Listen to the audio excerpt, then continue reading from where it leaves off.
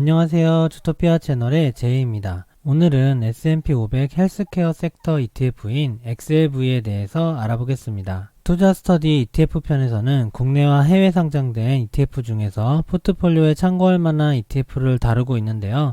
이번에는 S&P 헬스케어 섹터 인덱스를 추종하는 미국 상장 ETF인 XLV에 대해서 알아보겠습니다. 먼저 S&P 헬스케어 섹터에 대해서 알아보면 글로벌 산업 분류 기준 긱스 분류에 따라 S&P는 총 11개의 섹터로 분류가 되어 있고, 그중 첫 번째는 IT 섹터고, IT 섹터의 대표 ETF인 XLK를 전에 투자 스터디에서 다룬 적이 있는데요. 헬스케어는 S&P 섹터의 비중에서 2위를 차지하고 있고, 비중으로는 S&P의 14% 정도가 헬스케어 섹터이고, 긱스 분류는 섹터 아래에 하위 그룹으로 인더스트리 그룹이라는 산업 그룹이 있는데, 헬스케어 섹터의 하위 산업 그룹에는 첫 번째로 헬스케어 장비 및 서비스가 있고, 두 번째로는 제약, 생명공학, 생명과학이 있어요. 그래서 여기에 해당되는 기업들로 구성이 되어 있고요. 미국 헬스케어 섹터의 대표 ETF를 시총순으로 알아보면 첫 번째로 XLV가 있고, 운용자산은 23빌리언 정도로 S&P 헬스케어 인덱스라는 인덱스를 추종하고, 두 번째로는 뱅가드 그룹에서 만든 VHT가 있고요. 총 운용자산은 11빌리언 달러 정도 되고, MSCI US 헬스케어라는 인덱스를 추종을 합니다. 그리고 블랙락에서 만든 IYH가 있는데 운용자산은 총 2.36빌리언이고, 다우존스 글로벌 유나이티드 스테이츠 헬스케어라는 인덱스를 추정을 합니다. 세 가지 ETF가 대표 ETF인데 운용자산의 차이가 있죠. XLV가 가장 운용자산이 많은 대표 ETF라고 볼 수 있고요. IYH는 운용자산도 많이 차이 나고 퍼포먼스 차이도 좀 있어서 대략 헬스케어 대표 ETF를 얘기할 때는 XLV나 VHT와 비교를 하게 돼요. 근데 VHT도 XLV보다 딱히 좋은 게 많이 없어서 거의 XLV가 대표 ETF로 꼽히게 되고요. 셋 다 미국에 상장된 헬스케어 섹터를 이야기하는 거고, 전 세계 헬스케어 섹터라는 게 미국이 거의 80% 정도의 비중을 차지하기 때문에 독일의 바이엘이나 스위스의 로슈, 노바티스 같은 몇몇 기업 빼고는 거의 다 미국 기업이라 보시면 돼요. 그래서 미국에만 투자한다는 게 조금 걸릴 수 있지만 결국에는 전 세계에 투자하는 거랑 큰 차이는 없습니다. 이번 영상에서는 주로 XLV를 위주로 다뤄볼게요. XLV의 개요를 먼저 살펴보면 헬스케어 섹터에서 가장 오래되고 운용 규모가 가장 큰 ETF예요. 섹터 ETF 중에서도 XLK를 제외하면 가장 큰 ETF라고 볼 수 있고, 저렴한 수수료가 장점이에요. 0.13%인데 S&P 500 지수 추정하는 스파이나 부보다는 수수료가 비싸지만 나스닥 100 지수를 추정하는 QQQ보다는 수수료가 저렴하고, S&P 500 지수 내에서 헬스케어 대형주로만 구성이 되어 있어요. XLV는 시가총액 대형주 위주로 구성을 하고 ETF 구성자산의 탑10의 집중도가 많은 ETF거든요. 그 대형주 안에는 글로벌 다국적 회사면서 안정적인 매출과 이익이 나오는 회사들로 구성이 되어 있기 때문에 S&P 500 GS보다도 헬스케어 섹터의 변동성이 낮은데, 그 헬스케어 섹터 중에서도 대형주 위주로 구성돼서 더 낮은 변동성을 보이고 있고요. 20년 동안의 CAGR을 살펴보면 조금 더 높은 퍼포먼스도 보이고 있고, 높은 배당률이 특징이에요. XLV 안에 고배당 제약주나 헬스케어주가 포함이 되어 있어요. 그래서 전체적인 배당률이 대략 2% 전후를 기록하고 있는데 높은 편이고, 10년간 배당 성장을 했다는 게 특징이에요. 이거는 XLK와 약간 비슷한데 XLK도 5년 이상 배당 성장을 이뤄내고 있고, 그 중심에는 애플과 마이크로소프트가 있는데요. XLV도 존슨앤존슨이나 FB 같은 배당률이 높고 이익이 안정적으로 성장하는 종목들이 탑10에 포진되어 있기 때문에 ETF 자체가 10년간 배당 성장을 이루고 있어서 헬스케어 섹터의 대표 ETF이기도 하지만 배당 성장의 개념으로 투자할 때 뽑을 수도 있는 ETF이기도 한 게 특징인 것 같아요.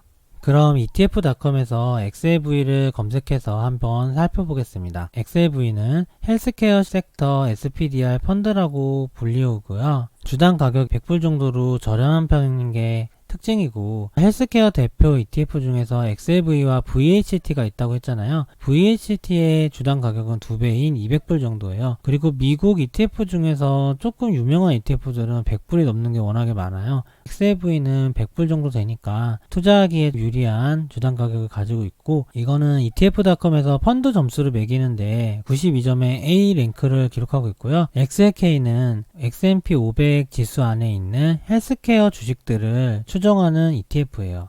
헬스케어 섹터 안에서 가장 오래되고 가장 큰 펀드일 뿐만 아니라 거래량이나 유동성도 풍부하기 때문에 투자하기에 유리하다는 거고, 수수료도 저렴한 편이고요. XLV는 S&P 500 안에서만 시가총액 위주로 선발하기 때문에 대형주 위주로 구성이 되어 있다는 거고요. XLV의 서머리 데이터를 살펴보면 자산운용사는 미국의 3대 자산운용사인 스테이트 스트리트 글로벌 어드바이저고, 브랜드 이름은 SPDR이고요. 인셉션 데이트는 시작한 날인데 1998년 12월 16일로 유서가 깊은 ETF고, 초창기부터 나온 ETF를 할 수 있고, 98년도부터 나온 ETF는 데이터 분석에서 많이 유리한 게 닷컴 버블도 지나왔었고 금융위기도 한번 지났었잖아요. 이번에 코로나도 지났고요. 과거의 위기에서 어떤 성과를 냈는지가 분석할 수 있기 때문에 과거 데이터를 통해서 안정적인 투자를 할 수 있는 ETF예요. 익스펜시브 레이치오는 운용수수료인데 0.13%를 가지고 있고요. 에셋 언더 매니지먼트는 운용자산인데 23빌리언 달러를 기록하고 있어서 굉장히 높은 편이고, 헬스케어 섹터의 1위이고 하루의 거래량만 봐도 1빌리언 달러니까 아까 시가총액 3위 ETF가 2.3빌리언 달러인 IYH잖아요. IYH의 절반 정도의 규모가 하루에 거래가 되는 거니까 얼마나 운영 규모가 크고 거래량이 풍부한지 알 수가 있죠. 에버리지 스프레드는 0.01%로 굉장히 낮은 편이고요. XLV의 포트폴리오 데이터를 보면 XLV가 커버하고 있는 구성자산의 시가총액을 살펴보면 145빌리언 달러나 돼서 엄청나게 큰 규모를 커버하고 있고, PR은 24, PBR은 4.6 정도로 S&P 500보다는 조금 저평가되어 있어요. 배당률은 2.2% 정도를 기록하고 있고, 배당은 분기 배당을 하고 있어요. 종목수는 61종목. 추정하는 인덱스는 S&P 헬스케어 섹터 인덱스고, 여기 XLV와 VHT 간의 간단한 비교를 했는데 브랜드는 SPDR과 뱅가드, 수수료는 XLV가 0.13%, VHT가 0.1%로 VHT가 좀 낮지만 기대 수익률도 VHT가 좀 높게 나오는데 실제로는 퍼포먼스가 XLV가 좀 높거든요. 장기 수익률도 그렇고요. 운영자산은 2배 정도 차이 나고, 운영자산의 종목수를 보면 XLV는 63종목으로 대형주에 좀 집중되어 있는 느낌이고, VHT는 훨씬 더 많은 430종목을 커버하고 있어요. VHT는 수수료가 낮고 많은 종목을 커버하는 대신에 에버리지 스프레드는 10배 정도 높아요. 그러니까 매매할 때 XLV가 호가 차이가 없어서 더 유리하겠죠. XLV의 전체적인 팩터 분석을 해보면 평균보다는 밸류가 높아서 가치주에 해당이 되고, 로우 사이즈는 이제 소형주잖아요. 소형주는 많이 없죠. 그래서 대형주 위주의 구성이라는 거고, 모멘텀은 생각보다 높은 편이고, 퀄러티는 재무제표를 얘기하는데 양호한 재무제표를 가지고 있죠. 그리고 배당률도 평균보다 있는 편이고, 볼라틸러티 저변동성이 평균보다 좀 높아요. 그러니까 가치주 위주의 대형주 구성이고, 모멘텀은 상대적으로 높고, 양호한 재무제표를 가지고 있으며 배당도 양호한 편, 그리고 변동성도 낮다, 이렇게 요약할 수 있겠죠. XLV와 QQQ와 IVV를 비교를 해볼게요. 진한 파란색이 XLV, 하늘색이 S&P 500인 IVV, 노란색이 나스닥인 QQQ인데요. 5년 동안 수익률을 비교해보면 XLV의 수익률이 S&P보다 못하죠. 그리고 나스닥보다도 못한데요. 이게 최근 5년에는 그런데 맥스로 비교를 해보면 S&P 헬스케어 섹터인 XLV가 S&P 500 지수인 IVV보다 변동성도 낮고 더 높은 퍼포먼스를 보여요. 최근 5년 동안은 퍼포먼스가 낮고 2018년에는 헬스케어 섹터의 성적이 되게 좋았었거든요. 근데 2019년 이후부터 트럼프가 오바마 케어를 폐지도 하고 트럼프 자체가 헬스케어 쪽을 밀어주지 못했기 때문에, 근데 지금 코로나 이슈 이후로 헬스케어의 중요성이 부각되고 있죠. 그래서 포스트 트럼프나 포스트 코로나 때는 다시 헬스케어 섹터가 원상태로 돌아갈 가능성이 있는데, 원래 20년 동안 S&P 500을 상회하는 퍼포먼스를 내다가 최근 3년 5년 동안만 부진한 상황인데 캐치업 될 수 있는 가능성이 지금 충분한 상태죠. 장기 수익률로 봤을 때 S&P 500보다 조금 더 높은 수익률 그리고 조금 더 낮은 변동성을 보이는 섹터이기 때문에 헬스케어 섹터를 투자하면서 퍼포먼스에 걱정을 할 필요는 없는 상태인 것 같아요.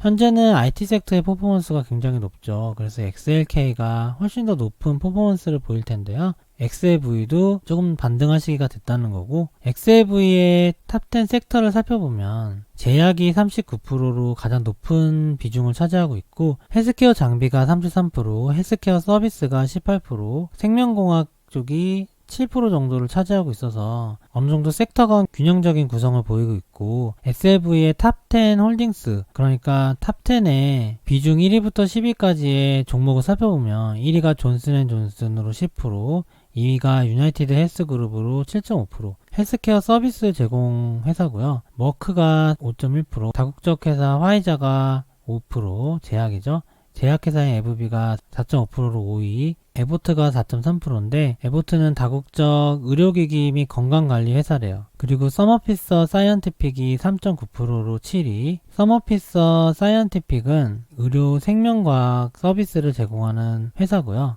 바이오테크 기업인 암젠이 3.8%, 제약회사인 릴리가 3.5%로 9위, 브리스톨 마이어가 3.38%로 10위를 차지하고 있고, 브리스톨 마이어 스킥 컴퍼니는 미국 뉴욕에 본사를 둔 제약회사예요. 탑10의 비중이 51%로 조금 높은 편이고요. 전체 홀딩스를 살펴보면 길리어드 사이언스도 상위권에 있어요. 존슨앤존슨이나 에브비 같은 기업들은 꾸준하게 배당이 성장하고 있는 기업이고 배당률도 좀 높은 편이거든요. 어느 정도의 경제적 해자를 이루고 있는 기업들이에요. 그래서 안정적인 수익과 배당을 지급할 수 있는 기업들이죠. 물론 성장성 자체는 신생 기업들보단 못하겠지만, 예를 들어서 헬스케어를 투자할 때도 나스닥 바이오 섹터로 가서 중소형 헬스케어주를 투자할 수도 있을 거 아니에요. 그러면은 거의 배당도 없고요. 수익률은 극대화시킬 수 있겠지만 변동성이 커질 건데, XLV처럼 헬스케어 쪽에서도 어느 정도의 해자를 가지고 있는 대형 제약 헬스케어 회사 위주로 구성을 하다 보니